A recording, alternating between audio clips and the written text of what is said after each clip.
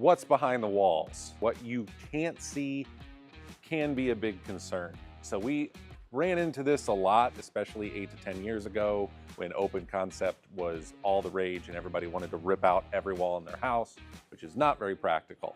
So often people will ask me, can we remove this wall? Or when we go to move this wall in our bathroom, what's gonna happen? There's a load of things that we can run into.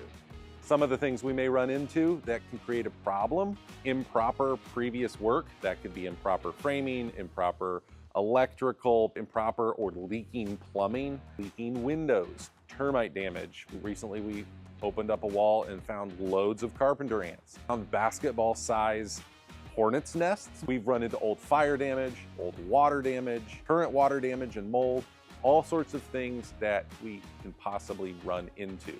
On the simpler side of that, if we're trying to move, relocate, or open up a wall, there can be gas lines that we are unaware of being run through. HVAC runs and return air ducts are something that's commonly found. Plumbing venting, drain lines have to vent out through the roof. There's a variety of pipes that have to make it all the way through your house. If those are in our way, some of those things can be relocated. Electrical can be relocated, but sometimes we have to follow that back to its source. Venting lines can be relocated. HVAC gets a bit trickier to relocate. A couple of clues that you can look for to help you know if a wall is going to be an issue.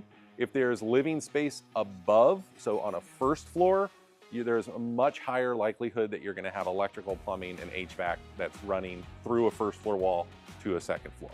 If you have a ranch, or if you're already on the second floor, you've greatly reduced the amount of things that would be going up into an attic. You're looking at now maybe a couple of plumbing vents, almost no chance of HVAC, minimum with electrical, and no water lines are going to be feeding an unoccupied attic.